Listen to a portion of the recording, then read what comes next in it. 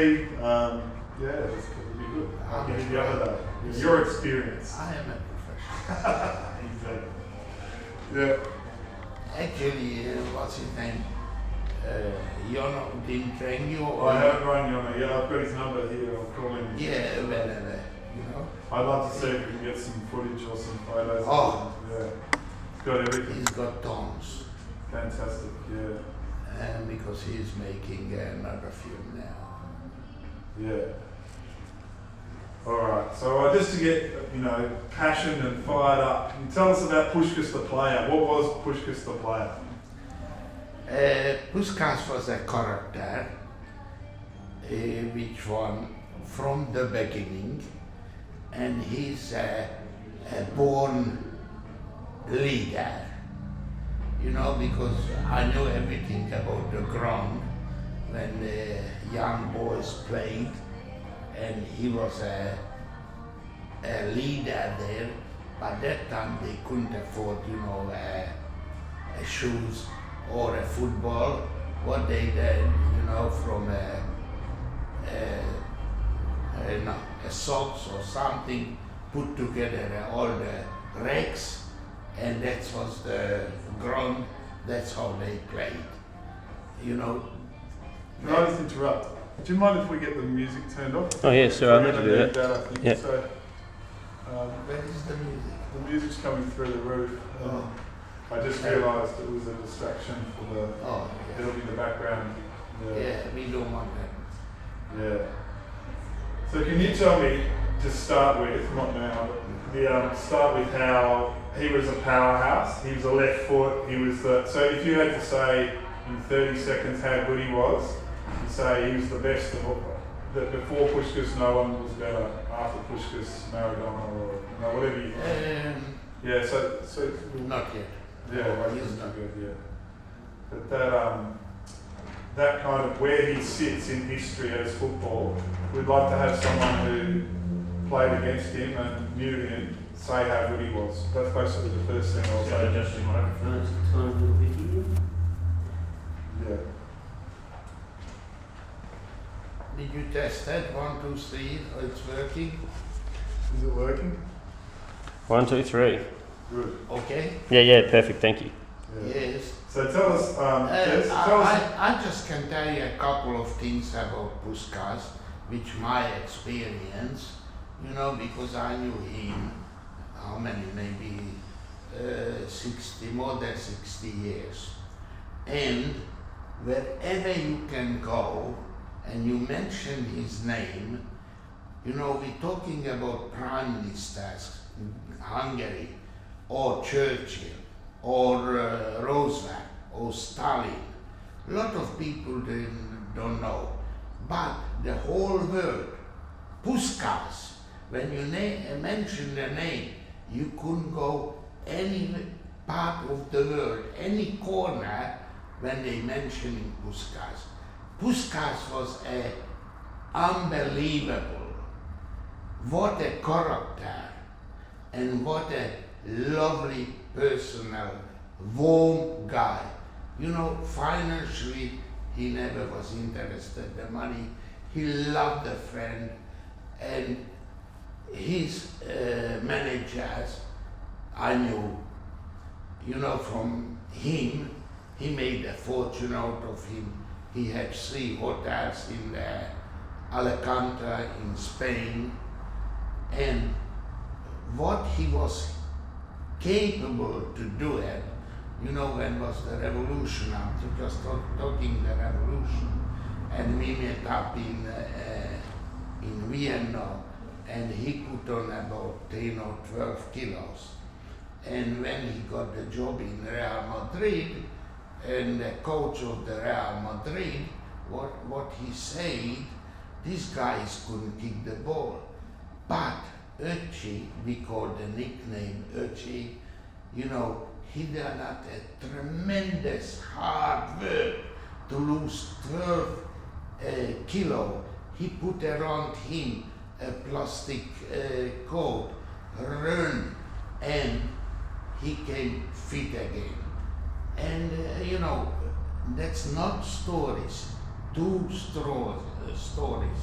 Like in Spain, the best basketball player, he made a bet.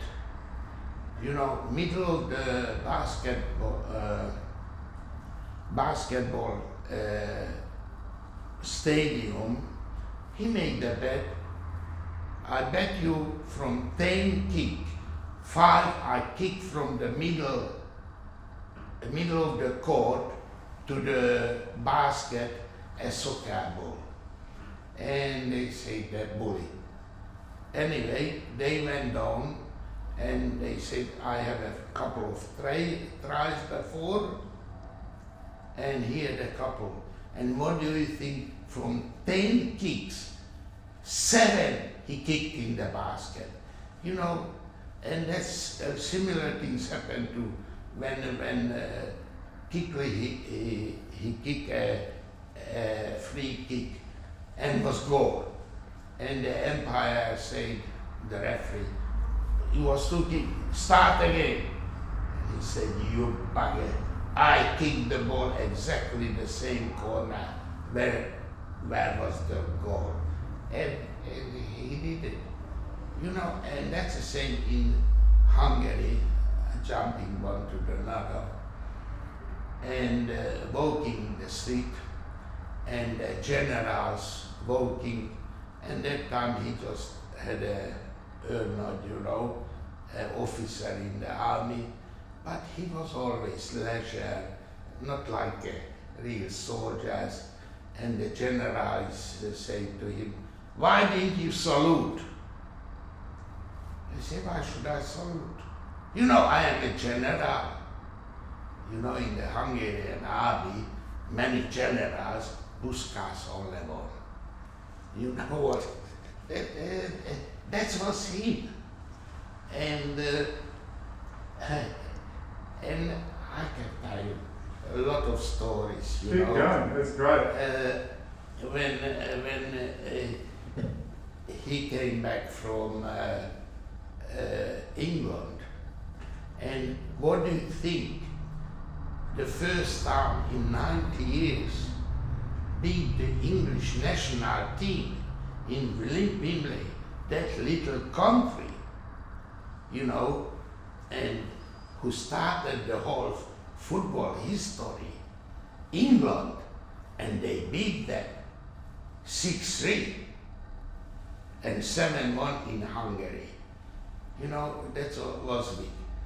And of course, was a celebration.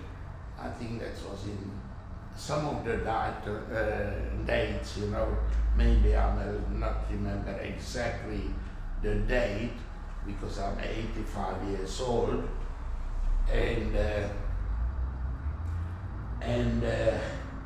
in that's Eger, a small city, because that time I was in the agri homemade, and that's an army team, and to celebrate when the main team come down to Eger, and with a beautiful bus, you know, the whole team is coming in, and my generals, my officers, we lined up, you know, expecting, and he just walking down, everything is open, you know, his jacket, and I couldn't say exactly the word. I don't want to say the word, you know. What the hell are you doing here, you know? He didn't salute, I just passed and had a few kicks, you know, and played in the homemade, and after they went on to Dezso. Eger is very world famous for called a bull blood winery. And when you went down to the winery, you know, that's unbelievable. Everybody had a very good time. And of course, we have to pick up the debts, 5,000 or 6,000 for him. That was absolutely beautiful. And that's how long my association is. Went back with Puskás. Des, would you say again, you said it really well, but I'll get you to say it again so we have two to pick from. Because you know how you said everyone knew Puskás? Yes. Some countries don't know Churchill, some countries don't know Roosevelt, but everyone remembers. Can you just say that one more time for us? Just yeah, to me, but you say it one more time. Yeah, I can tell you the truth because that's my experience. Like a lot of people in the world, you can go a lot of the country, and you mentioned Roosevelt, Churchill, Stalin, you know, nobody knows their name. But when you mention the name Puskás, everybody knows, you know, who was Puskás. And because he made for himself such a name, and when finished the game in London, you know, the Wembley, and the Empire or the referee give the whistle to him, you know, and that whistle is who had it? I had it, and that's, you want me to tell you the history about this whistle. You know what? What's happened exactly, because about 2 or 3 times, because I am the brightest Savoy Hotel, and 1954, when the Hungarian team lost the World Cup, you know, that was a very, very unhappy situation, how they call us, when the first time they already leading 2-0 and they lost for 3-2. And after that, you know, when the Iron Curtain come down, 1989, later on, it's a free movement from Hungary, you know, and before they couldn't get a passport to leave the country, and that was the system that time. And when freed up, you know, people come. And me and my friend, his name was Sarsi, and Api, Mr. Kopas, you know, we organized here, invited him, about 150, 180 people, to report what's happened at that time. And we had a lovely time, and again became a friend. Anyway, he was here with Grosic and another few players, and they had a lovely plan. They made a nice present, you know, because we looked after them.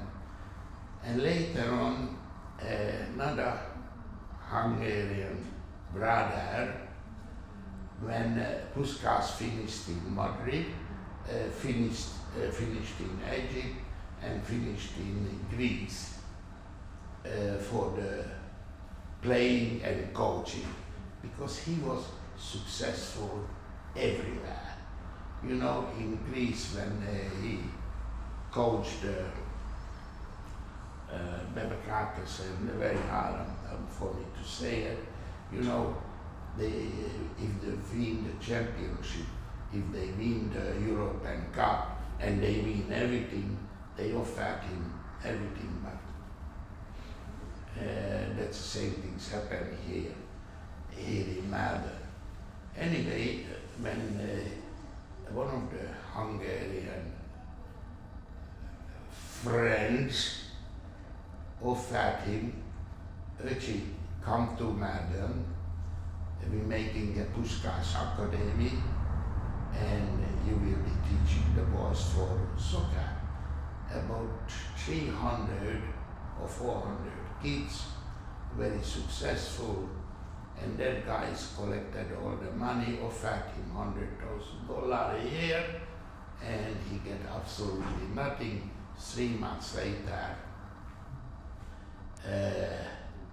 3 months later, he left the whole things, and artists and couples, me looked after him, you know, had a car where to live, because in Real Madrid he gave up all his furniture in the storage.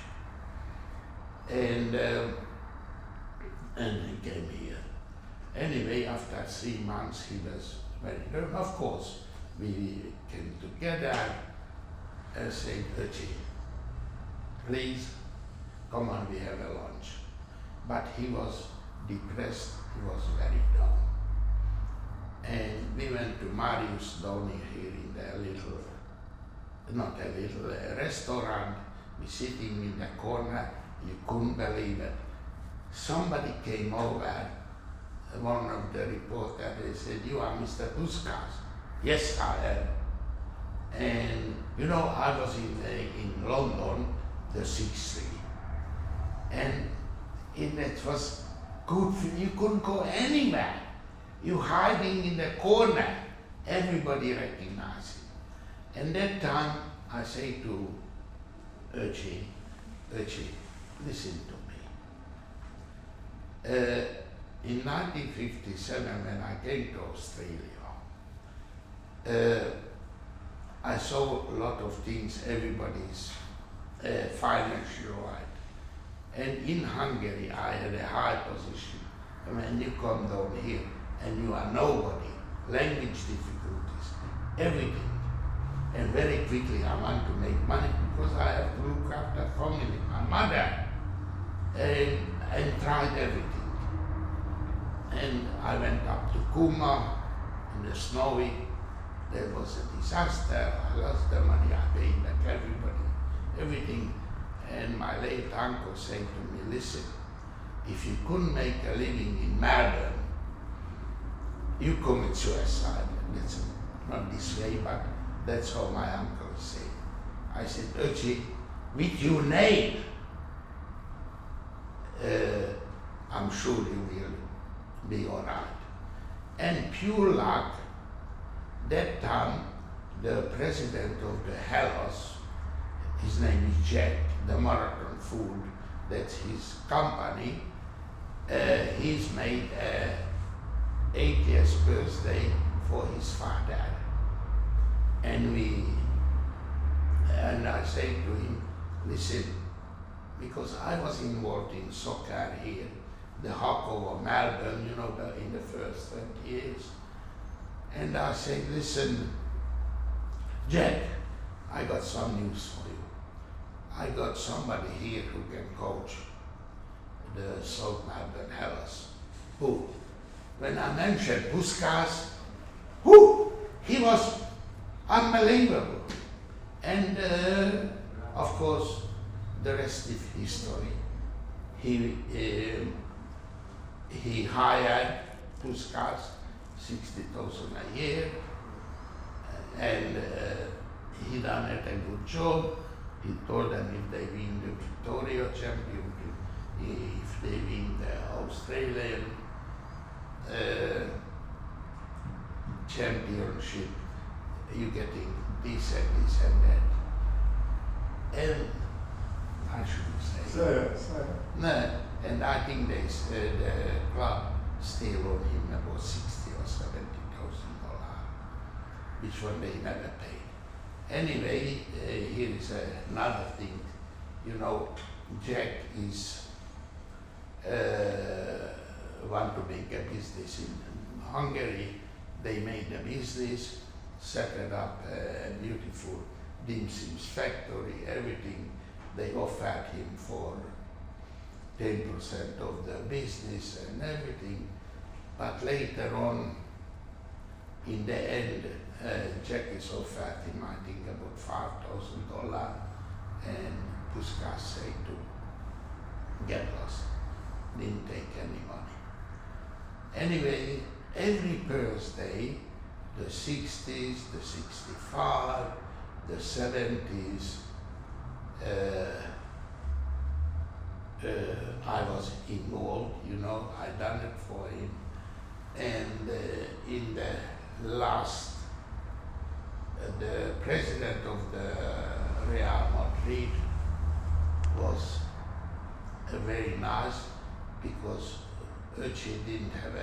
private room in the hospital, and they organized for a private room for him. But, sorry, I have to say here a little bit. You see, when the Iron Curtain come down, two ministers, so two members of the party from Hungary came here and discussed that Puskás come back to Hungary and fix up the Hungarian soccer. And he said, and offered him the minister, sport ministership. And I said,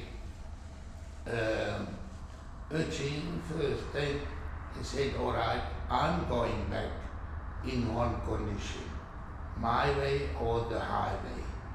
And I tell you, they worked out that plane.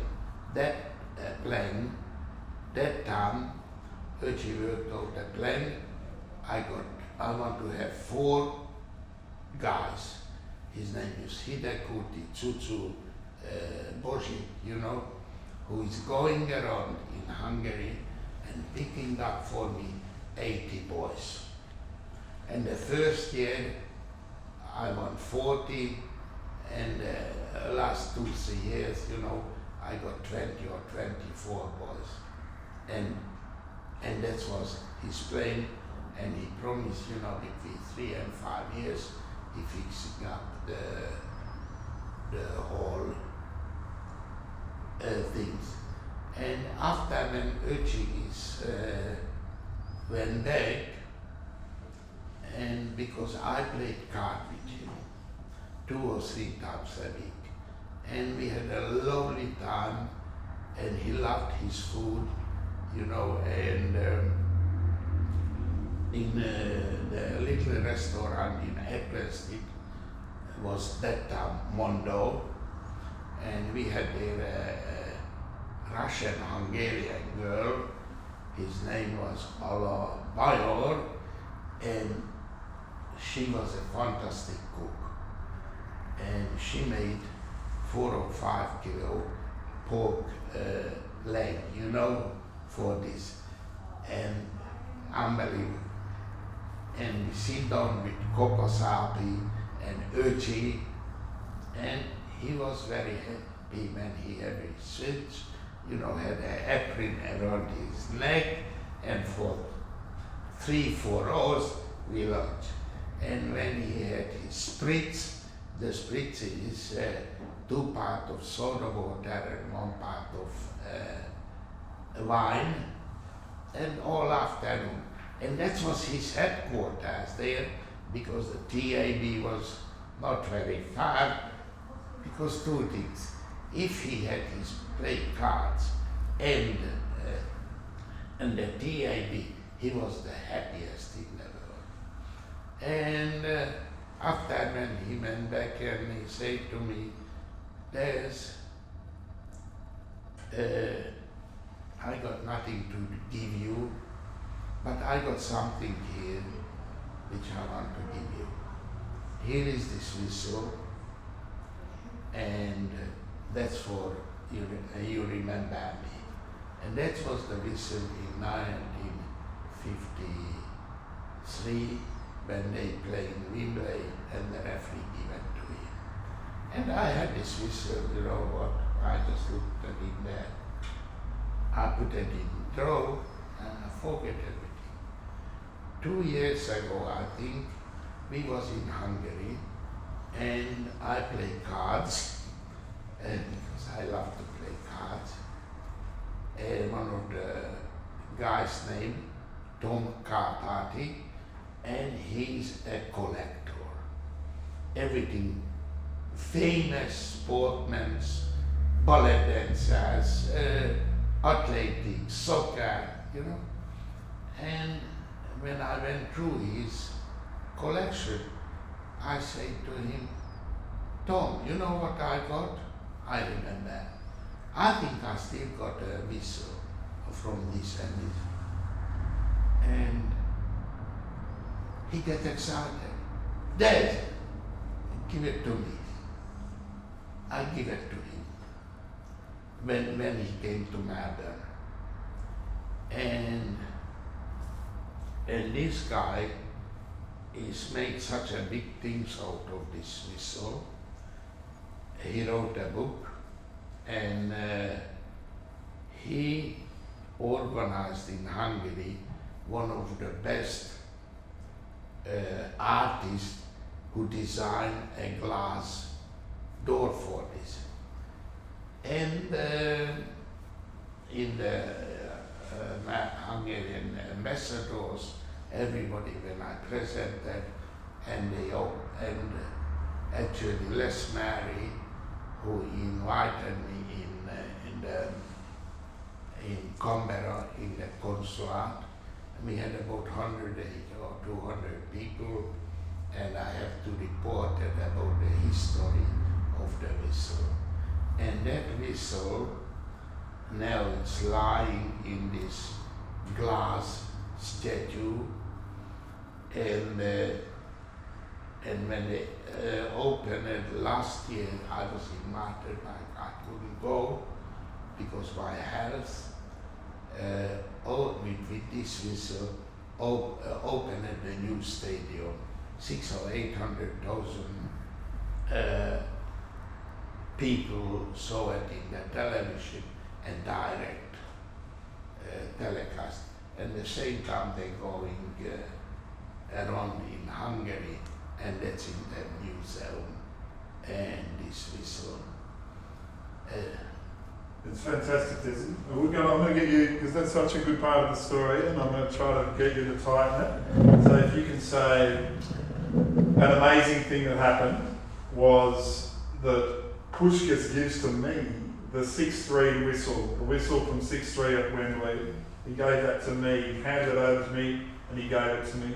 And I held that for 40 years or whatever. I held that for 30 years. And then I gave it to a museum in Hungary, and it's now an attraction. And you just say about that much. If it's 63, it's 50 years. No, it's not. No, I mean, he gave it to him in 89. Oh, 89. After the... Yeah, tell Tony. Yeah. So if you just say it again, you say, and one really nice thing that happened. Start with that, okay? Yeah, you know, when Puskás gave it to me, these whistles. I'll get you to start again without saying, like we don't know. Tell the story one more time. Yeah. And we just say, you know the whistle, so you have to explain what the whistle is. And that whistle is which won the Hungarian national team beat the English national team 6-3 in Wembley, and the referee gave the whistle to Puskás, and that Puskás is that whistle is finished with me. Finished with me, and that time I didn't thought much about it, you know. I put it away, and later on that whistle escaped such a big things, and of course my daughter, my son, and my wife, why you give it, because you could get a fortune for it. I said I couldn't give, but Tom Carpati gave me a beautiful painting, which one is worth maybe $2,000-3,000, and shut up my family. And I said, I'm not interested, you know, for the money, because this way the whole world and the museum, everybody can see it, you know. And I was invited quite a few places to tell the story, you know, and in one turn we opened a Puskás garden, and we had there with priests, about 100-150 people, and I told the whole story, you know. And last time, when we made a party for Puskás in Hungary, you couldn't believe it, about 80 or 100 friends of mine was there, and because he loved my wife, Maya, and you couldn't believe it, nobody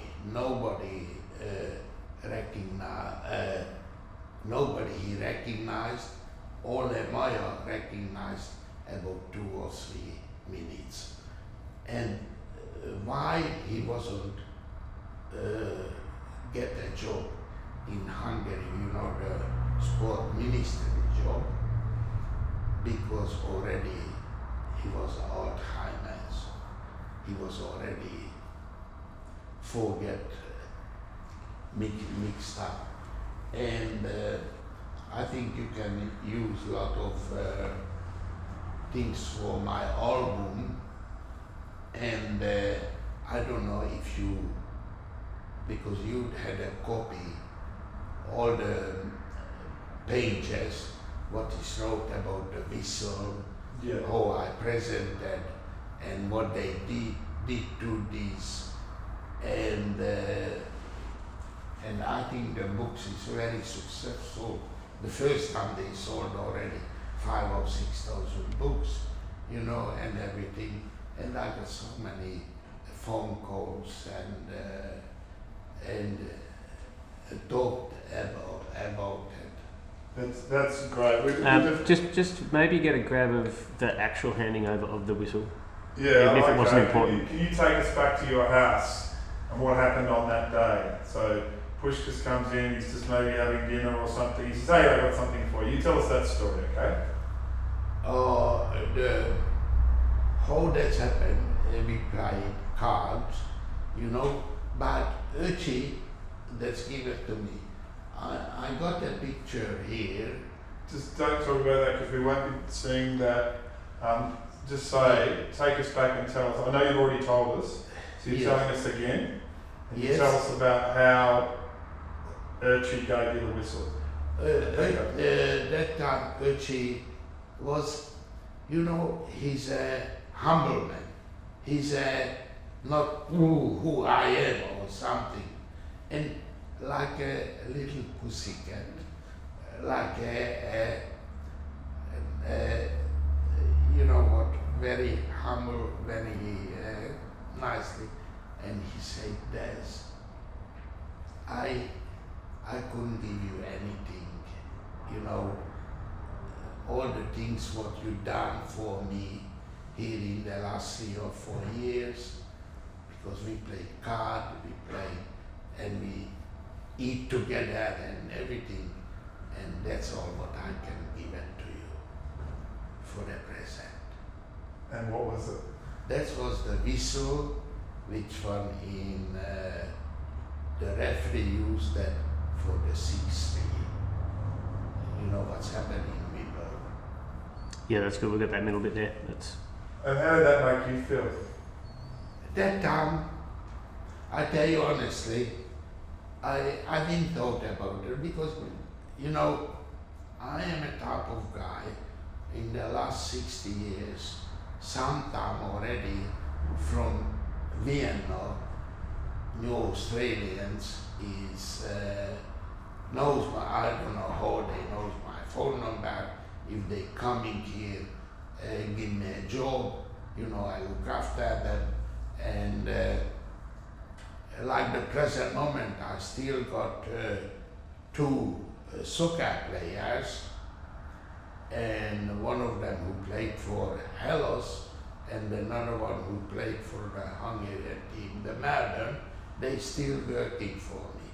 And a lot of people needed help, and I arranged the banks because I became a very good friend with the bank managers, and 60 years, how the people came from the boat, I directed to the banks, and the banks helped me, financially, because my word was always, if I say something, I keep it, and I achieved, and I still today look after a lot of people in Hungary, here, Peter McCallum, all this money what is came out in this book, which I wrote my life story, and we sold about $25,000 worth of book, money, that's all went to the Peter McCollum. And of course I look after synagogue, cemetery, and a lot of private people. That's me. You're a helper. Yeah. Yeah. Can I take you all the way back? You've been very forthcoming. A lot of the stuff you told me the other day, you've told me. But I know you said you met Puskas in the army. Were you were the same division as Puskas? Did you get to know him as a soldier? No, I tell you what's happened. That time, why the Hungarian national team is? Because sometimes you need 100 years to get a team together like this. But that time was the manager called Österreich and the army minister. And that was very easy under the communist regime. They can do whatever they want. What they done it, called the homemade army team. And they picked up the best players, each of the first division, and put it together. And that was the team. And our team, because that was in Budapest, I was in a small city called Eger, where we had a team too, which was all belonged to the second or third division. And sometimes when because in the army you have to spend 2 or 3 years. And sometimes the good players came up, and of course homemade straight away grabbed them, and they was there for 10, 15 years, straight away they came officers and nice bonuses. Oh, I tell you something, that team, that was Puskás. I have to mention these things.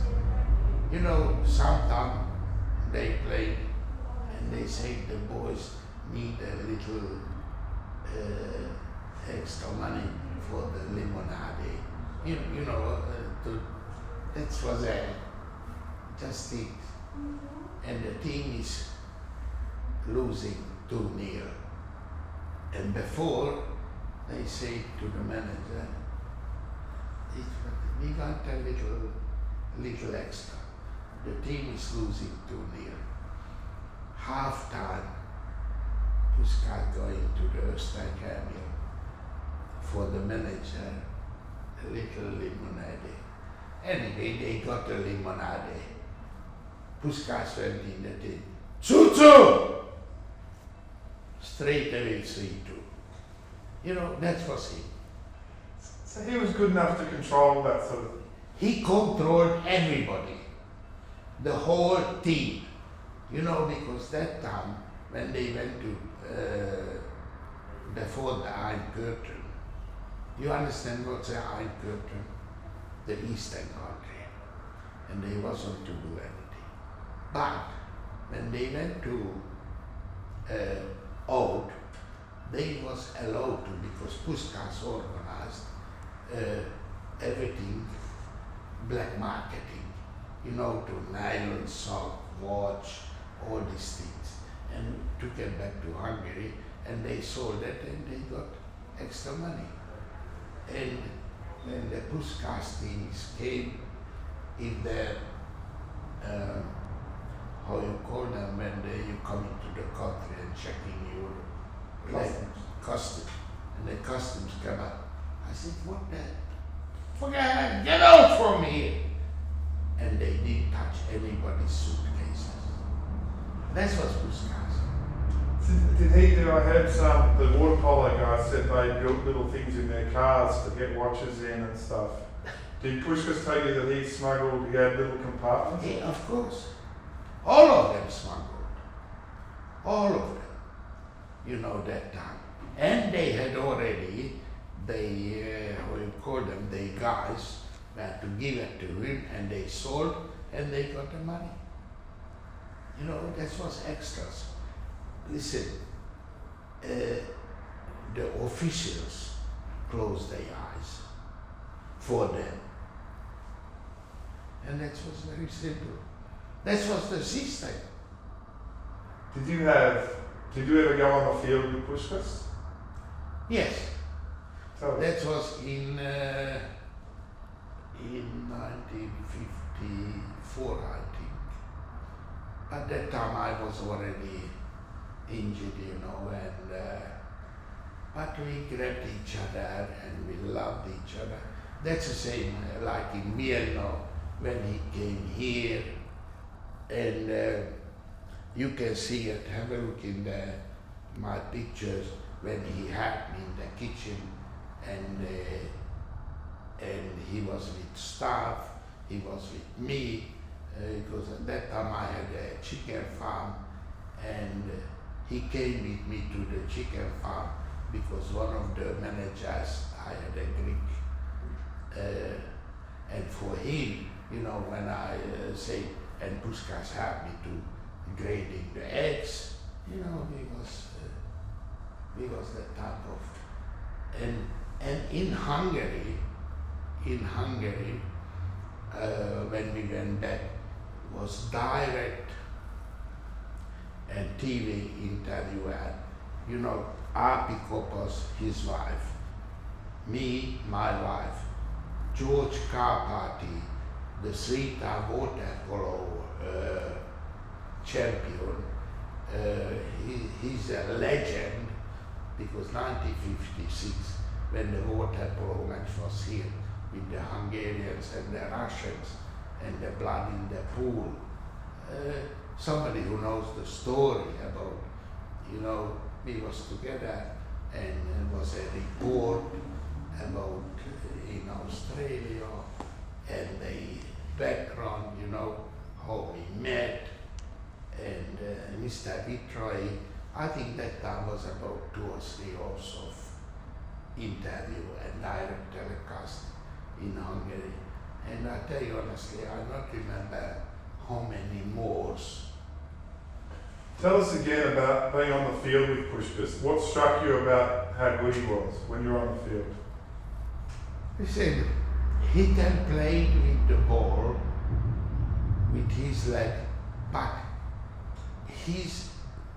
what's happened, Cucu Božic, when he said, Cucu, I want the ball in my leg, and the tricks, how he can play with the balls, it's how you tell, like not an artist, the ringer he can do anything with the ball. He can do everything with his leg, and when he shoot. And first of all, if you see his ankle was like this, muscle and strong leg, very, very strong leg. Power? Oh, very powerful, very powerful. But when you see the picture, what's happened to him in the last, my wife and myself, we cried, because that was the last stamp. We talked to him, we saw him, and it was a lovely, lovely birthday party for him. And to lose a guy like him, and when you look at my pictures, when I had here Pele, Puskás, Karpati, Grosic, that time the goalkeeper, his name was Grosic. It was beautiful. Was it sad when he died? How did you feel then? Of course we felt very bad because we knew that will be the end, and really, if it's not George Karpati, the government let him down when he was sick, you know, when he already lost everything. And they did. Finally, they buried him very top in the Lyceum, the biggest church, you know, and that's why he was buried, and his wife too. But 1.5, 2 years later, his wife Puskás passed away, and they was very, very unhappy because his daughter is passed away with cancer when she was 38 or 40 years old, and they had only one daughter, you know. It's a very sad situation. They never recovered after that. They got 2 granddaughters. They live in Spain, and the son-in-law, he lived always out of Puskás, you know. It's a sad story in that. What about 56 and Puskas? Was he included in the violence? No. The whole team was out of Hungary because the traveling different way, you know. That time Argentina, Portugal, Italy, they played friendly game, and each game, you know, they collected $60, $80, or $100,000, you know,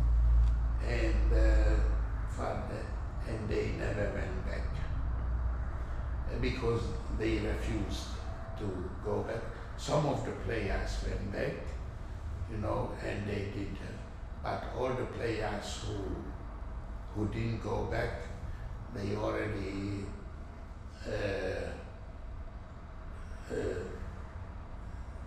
because they didn't go back, they was blacklisted, and because army, like a deserter, and that could be shot.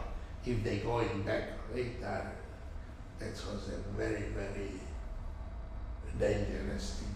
That's why he never went back till when the High Curtain is come down, and it's a politics. It's a politics. Tell us what those days of 1950, you were there in 1956 when the shooting started? I was in the revolution, I was in war. Because I had a high position. And that's called AVO, which one is FBI, or, you know. And that was a political things. And a lot of the who was pressed out of the communist regime, and they supported the previous government, and that was people pushed away. But when the revolutions came, all of them came out from the ashes, and they did a lot of things, you know, killing people, you know, some of the places in Miskolc where one of the officers put it between 2 jeep and pulled it to pieces. Another one in Miskolc, you know, killed them. It's a lot of, and they hanged up these officers hanged up for the pole, you know, and a lot of things. And it was a revolution. And you know, revolutionists don't say anything. When the Russian came in, they shoot, where somewhere they pushed the tanks, you know, I don't know how many hundreds of tanks and Russians came in. And to escape, that's another story, you know, it's a long story, how we escaped and how we was hiding, you know, and things like that. It wasn't there.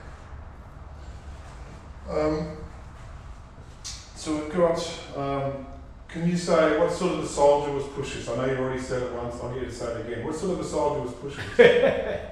Ange wasn't a soldier.